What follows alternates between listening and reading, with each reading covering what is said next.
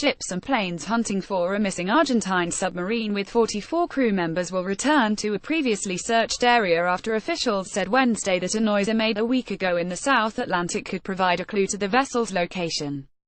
The Argentina Navy spokesman, Captain Enrique Balbi, said the hydroacoustic anomaly was determined by the United States and specialist agencies to have been produced November 15, just hours after the final contact with the ARA San Juan, and could have come from the sub. The sound originated about 30 miles north of the submarine's last registered position, he said. It's a noise. We don't want to speculate about what caused it, Balbi said.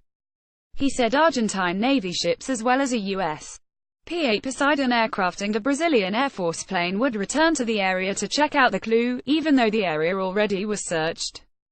On land, relatives of the submarine's crew grew increasingly distressed as experts said the vessel lost for 7 days might be reaching a critical period of low oxygen. Jorge Villarreal kept his eyes fixed on the ocean, hoping to catch a glimpse of the vessel that carried his son, Fernando Villarreal, a submarine officer. As a dad, I want him to be rescued immediately, but we can't forget about the inclemency of the weather. And the foreign help just doesn't come from one day to the next, he said. We hope this will go right because of the improving weather and the technology that's being used. The San Juan went missing as it was sailing from the extreme southern port of Ushuaia to the city of Mar del Plata, about 250 miles southeast of Buenos Aires. The Argentine Navy and outside experts worry that oxygen for the crew would last only 7 to 10 days if the sub was intact but submerged. Authorities do not know if the sub rose to the surface to replenish its oxygen supply and charge batteries, which would affect the calculation. The German-built diesel-electric TR-1700 class submarine was scheduled to arrive Monday at the naval base in Mar del Plata, where city residents have been dropping by with messages of support for relatives of the crew. More than a dozen airplanes and ships are participating in the multinational search despite stormy weather that has caused waves of more than 20 feet. Search teams are combing an area of some 185,000 square miles, which is roughly the size of Spain.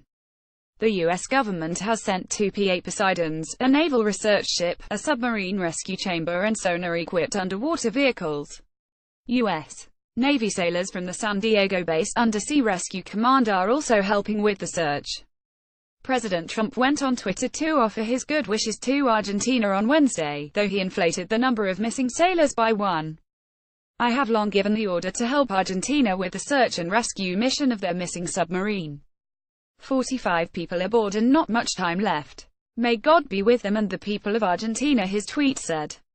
Hopes were lifted after brief satellite calls were received and when sounds were detected deep in the South Atlantic. But experts later determined that neither was from the missing sub. A U.S. Navy aircraft later spotted flares and a life raft was found in the search area, but authorities said neither came from the missing submarine. The false alarms have rattled nerves among distraught family members.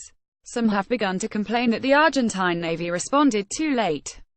They took 2 days to accept help because they minimized the situation, Federico Ibanez, the brother of submarine crew member Christian Ibanez, told the Associated Press. The Navy has said the submarine reported a battery failure before it went missing. Authorities have no specific details of the problem. I feel like authorities let too much time pass by and decisions were taken late, Ibanez's sister, Elena Alfaro, said outside the base. And yet, I still carry some hope.